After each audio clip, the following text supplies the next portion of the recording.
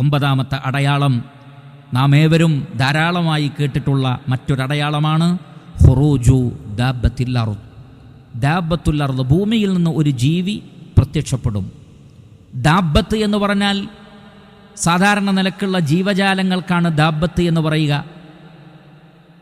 മനുഷ്യനും ജിന്നും മൃഗങ്ങളും എല്ലാവരും ദാബത്ത് എന്നതിൻ്റെ പരിധിയിൽ വരും. എന്നാലും മനുഷ്യനും ജിന്നുമല്ലാത്ത മൃഗങ്ങൾക്കാണ് സാധാരണ ദാബത്ത് എന്ന് പറയാറുള്ളത്. എല്ലാറ്റിനും പറയാമെങ്കിലും മനുഷ്യനും ജിന്നുമല്ലാത്ത മറ്റു മൃഗങ്ങൾക്കാണ് ദാബത്ത് എന്ന് പറയുന്നത്. അപ്പോൾ ദാബത്തുൽ അർദ്, ഭൂമിയിൽ നിന്നൊരു ജീവി പ്രത്യക്ഷപ്പെടും. അതേതാണ് എന്ന് പറഞ്ഞു തന്നിട്ടില്ല. നമുക്കറിയാം അല്ലാഹു സുബ്ഹാനഹു വ തആല അവൻ്റെ കിതാബ് എന്ന് പറഞ്ഞാൽ ഏറ്റവും അഹ്സനായ വചനങ്ങൾ ഉൾക്കൊള്ളുന്ന കിതാബാണ്. ഏറ്റവും നല്ല കലാം അള്ളാഹുവിൻ്റെ കലാമാണ്. എന്നിരിക്കെ ഇന്നാലിന്ന ജീവി എന്ന് പറയാൻ അള്ളാഹുവിനെ അറിയാത്തത് കൊണ്ടല്ലല്ലോ. എല്ലാ ജീവികളെയും സൃഷ്ടിച്ച റബ്ബിന് ആ ജീവി ഏതാണ് എന്ന് കൃത്യമായി അറിയാം. പക്ഷേ ദാബത്തുൽ അർദ് ഇന്ന ജീവിയാണെന്ന് അല്ലാഹു സുബ്ഹാനഹു വ തആല പറഞ്ഞിട്ടില്ല. അതേപോലെ തന്നെ മറ്റു ഒട്ടനവധി ജീവികളെ സംബന്ധിച്ച് നമുക്ക് പഠിപ്പിച്ചു പറഞ്ഞു തന്നിട്ടുള്ള പ്രവാചകൻ സല്ലല്ലാഹു അലൈഹി വസല്ലം ദാബത്തുൽ അർദ് ഇന്ന ജീവിയാണ് എന്ന് കൃത്യമായി പറഞ്ഞു തന്നതായി സ്വഹീഹായ ഹദീസുകളിലൊന്നും കാണുക സാധ്യമല്ല. അതുകൊണ്ട് തന്നെ ഭൂമിയിൽ നിന്ന് ഒരു ജീവി പുറപ്പെട്ടു വരും. പക്ഷെ അതേത് ജീവിയാണ് എന്ന് കൃത്യമായി പറയാൻ യാതൊരു നിർവാഹവുമില്ല. എന്നാൽ അങ്ങനെ ഒരു ജീവി വരുമോ? തീർച്ചയായും വരും.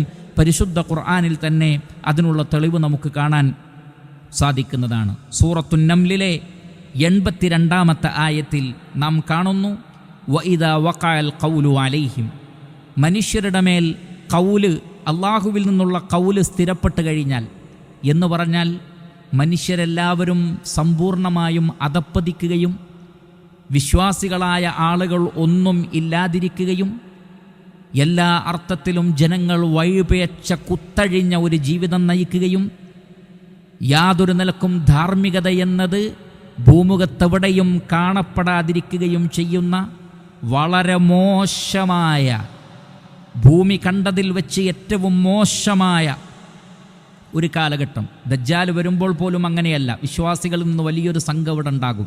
അഹ്ലുസുന്നത്തി വൽ ജമാഅത്തിൻ്റെ ആളുകളുണ്ടാകും. മുസ്ലിങ്ങളുടെ കൂട്ടത്തിലെ നല്ല ഇമാം ഇവിടെ ഉണ്ടാകും. ഈസാ അലൈഹി സ്വലാത്തു വസ്സലാം വരും. അഹ്ലുൽ കിതാബിൽപ്പെട്ട ധാരാളം ആളുകൾ വിശ്വസിക്കും. എന്നാൽ അത് കഴിഞ്ഞാൽ പിന്നെ ജനങ്ങളെല്ലാം മോശമായി, ലോകത്ത് വിശ്വാസികൾ തന്നെ കാണപ്പെടാത്ത അങ്ങേയറ്റത്തെ അപകടം നിറഞ്ഞ ഒരു സന്ദർഭം. അതാണ് വഇദാ വഖഅൽ ഖൗലു അലൈഹിം.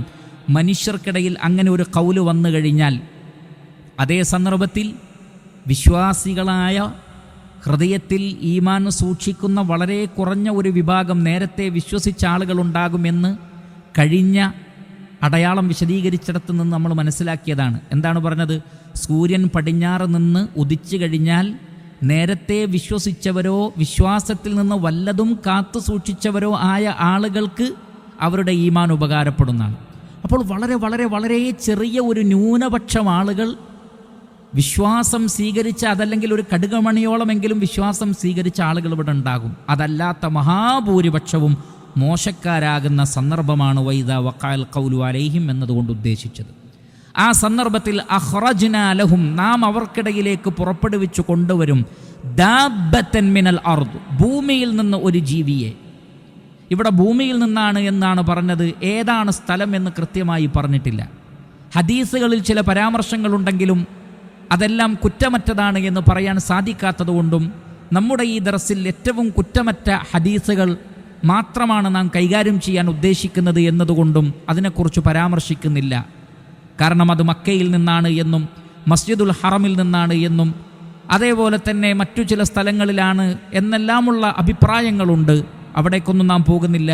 ചുരുക്കത്തിൽ ഭൂമിയിൽ നിന്ന് പുറപ്പെടും എന്ന് നാം മനസ്സിലാക്കുക, അതിൽ സംശയമില്ല. തുകല്ലിമുഹും, മാത്രമല്ല ആ ജീവി സംസാരിക്കും മനുഷ്യനോട്. അന്നന്നാസ കാനൂ ബി ആയാതിനാ ലാ യൂഖിനൂൻ. എന്താണ് ആ ജീവി സംസാരിക്കുന്നത്? മനുഷ്യർ നമ്മുടെ ദൃഷ്ടാന്തങ്ങളിൽ ദൃഢബോധ്യമില്ലാത്തവരും വിശ്വസിക്കാത്തവരുമാണ് എന്ന, അവർ മുഅ്മിനുകളല്ല എന്ന കാര്യം ആ ജീവി എല്ലാവരോടും സംസാരിക്കുമെന്നാണ്. സാധാരണ നിലക്ക് ദാബത്ത് സംസാരിക്കാറില്ല, ജീവികൾ സംസാരിക്കാറില്ല. പക്ഷേ അന്ത്യസമയത്തിൻ്റെ മുന്നോടിയായി സംഭവിക്കുന്നതെല്ലാം അത്ഭുതങ്ങളാണല്ലോ, നാം നേരത്തെ മനസ്സിലാക്കിയതുപോലെ. അതുകൊണ്ട് ഈ ജീവി സംസാരിക്കും മനുഷ്യർക്ക് വ്യക്തമാകുന്ന ഭാഷയിൽ. അതിനാണ് കലാമെന്ന് പറയുക. ജനങ്ങൾക്കത് കേൾക്കാൻ പറ്റും, ജനങ്ങളത് കൃത്യമായി കേൾക്കും, എല്ലാ നാട്ടുകാർക്കും ആ ജീവി സംസാരിക്കുന്നത് മനസ്സിലാവുകയും ചെയ്യും. അതേത് ഭാഷയിലാണ് സംസാരിക്കുന്നത് എന്നൊന്നും അന്വേഷിച്ചു പോവേണ്ടതില്ല. ഇംഗ്ലീഷാണോ അറബിയാണോ മലയാളമാണോ എന്നൊന്നും അന്വേഷിക്കേണ്ടതില്ല. ആ ജീവി സംസാരിക്കും, ജനങ്ങൾക്കത് മനസ്സിലാകും. എന്താണ് ആ ജീവി പറയുന്നത്? ജനങ്ങൾ അല്ലാഹുവിൻ്റെ വചനങ്ങളിൽ വിശ്വസിക്കാത്ത സത്യനിഷേധികളായിരുന്നു, നിങ്ങൾ കാണിച്ചുകൊണ്ടിരിക്കുന്നത് സത്യനിഷേധമാണ്, നിങ്ങൾക്ക് വലിയ അപകടം വരാൻ പോകുന്നു എന്ന കാര്യം കൃത്യമായി ആ ജീവി ജനങ്ങളോട് സംസാരിക്കും. സൂറത്തു അന്നംൽ 82-ാമത്തെ ആയത്ത്. അപ്പോൾ അന്ത്യസമയം അതിനോടടുത്തുകൊണ്ട് ഇങ്ങനെ ഒരു ജീവി പ്രത്യക്ഷപ്പെടുകയും ആ ജീവി മനുഷ്യരോട് സംസാരിക്കുകയും ചെയ്യുമെന്ന് പരിശുദ്ധ ഖുർആനിൽ വളരെ കൃത്യമായി സ്ഥിരപ്പെട്ടിരിക്കുന്നു. ഇമാം മുസ്ലിം റഹിമഹുല്ല അദ്ദേഹത്തിൻ്റെ സ്വഹീഹിൽ ഉദ്ധരിക്കുന്നു, അൻ അബ്ദുല്ലാഹി ഇബ്നു അംറിൻ ഖാല ഹഫിൾതു മിൻ റസൂലില്ലാഹി സ്വല്ലല്ലാഹു അലൈഹി വസല്ലം ഹദീസൻ ലം അൻസഹു ബഅദ്. അള്ളാഹുവിൻ്റെ റസൂലിൽ നിന്ന് ഞാനൊരു ഹദീസ് ഹിഫ്ളാക്കിയിട്ടുണ്ട്, ഞാനത് മറന്നിട്ടില്ല അതിനുശേഷം. സമീഅതു റസൂലല്ലാഹി സ്വല്ലല്ലാഹു അലൈഹി വസല്ലം യഖൂൽ, അള്ളാഹുവിൻ്റെ റസൂല് പറയുന്നത് ഞാൻ കേട്ടിട്ടുണ്ട്, ഇന്ന അവ്വലൽ ആയാതി ഖുറൂജൻ തുലൂഇ ശംസി മിൻ മഗ്രിബിഹാ. അന്ത്യസമയത്തിൻ്റെ അടയാളങ്ങളിൽപ്പെട്ട ഒന്നാമത്തെ അടയാളമാണ് സൂര്യൻ പടിഞ്ഞാറ് നിന്ന് ഉദിക്കുക. അതേതാണ് ഇവിടെ ഒന്നാമത്തത് എന്ന് പറഞ്ഞത്? അത് ഉലമാക്കൾ വിശദീകരിച്ചു. നാം നേരത്തെ പറഞ്ഞതുപോലെ ഈമാൻ സ്വീകരിക്കാത്ത വിധം, ഇനി വിശ്വസിച്ചിട്ട് കാര്യമില്ലാത്ത വിധം അന്ത്യസമയത്തിലേക്ക് തുടക്കം കുറിക്കുന്ന അടയാളങ്ങളിൽ ഒന്നാമത്തത് ഒരു പ്രഭാത സമയത്ത് ഈ ജീവി എപ്പോഴാണ് പ്രത്യക്ഷപ്പെടുക? അത് ഹദീസിൽ കാണാം. ലുഹൻ, രാവിലെയാണ് പ്രത്യക്ഷപ്പെടുക, ഒരു പ്രഭാത വേളയിലാണ് അത് പ്രത്യക്ഷപ്പെടുക. وأيهما ما كانت قبل صاحبتها فالأخرى على إثرها قريبا. ഈ പറഞ്ഞ രണ്ടെണ്ണത്തിൽ ഏതാണോ ആദ്യം സംഭവിക്കുന്നത് അതിൻ്റെ തൊട്ട് ഉടനെയാണ് രണ്ടാമത്തത് വരുന്നത്. ഒന്നെങ്കിൽ ദാബത്തുൽ അർള് വന്നതിന് ശേഷം സൂര്യൻ പടിഞ്ഞാറ് നിന്ന് ഉദിക്കും പിറ്റേ ദിവസം, അല്ലെങ്കിൽ സൂര്യൻ ഉദിച്ചതിന് ശേഷം പടിഞ്ഞാറ് നിന്ന് ഉദിക്കും, അന്ന് രാവിലെ ദാബത്തുൽ അർള് വന്ന് പറയും ഇതിങ്ങനെ സംഭവിക്കാനുള്ള കാരണം നിങ്ങളുടെ അവിശ്വാസമാണ്. അതാണ് ഏറ്റവും കൂടുതൽ ശരിയായ അഭിപ്രായം. അപ്പോൾ ആദ്യം സംഭവിക്കുന്നത് സൂര്യൻ പടിഞ്ഞാറ് നിന്ന് ഉദിക്കലാണ്. അന്നൊരു പുതിയ പ്രഭാതമാണ്. ഇന്നലെ വരെ സൂര്യൻ കിഴക്ക് നിന്നാണ് ഉദിച്ചതെങ്കിൽ ഇന്ന് പടിഞ്ഞാറ് നിന്നാണ് ഉദിക്കുന്നത്. ആ ഒരു വ്യത്യാസമേ ഉള്ളൂ. പടിഞ്ഞാറ് നിന്ന് ഉദിക്കും, മറ്റു കാര്യങ്ങളൊക്കെ സാധാരണ പോലെ തന്നെയാണ് സംഭവിക്കുക ഇൻഷാ അല്ലാഹ്. എന്നാൽ ആ ഉദിക്കുന്ന ദിവസം പ്രഭാതത്തിൽ ദാബത്തുൽ അർള് വന്നുകൊണ്ട്, കാരണം പുതിയൊരു കാര്യം എന്തുകൊണ്ട് സംഭവിച്ചു എന്ന മനുഷ്യരുടെ ജിജ്ഞാസക്കുള്ള മറുപടിയായിക്കൊണ്ട്, കാരണം അന്ന് പ്രവാചകന്മാരോ അല്ലെങ്കിൽ മഹാന്മാരായ ആളുകളോ ഒന്നും അന്ന് ഉണ്ടാവുകയില്ല. അവർക്ക് പകരം അന്ന് ജനങ്ങളോട് സംസാരിക്കുന്നത് ദാബത്തുൽ അർളായിരിക്കും. ദാബത്തുൽ അർള് വന്നുകൊണ്ട് മനുഷ്യരെ, നിങ്ങൾ അല്ലാഹുവിൻ്റെ ദൃഷ്ടാന്തങ്ങളിൽ ദൃഢവിശ്വാസമില്ലാത്തവരായിരുന്നു എന്ന കാര്യം ആ ജീവി അവരോട് പറഞ്ഞുകൊണ്ടിരിക്കുന്ന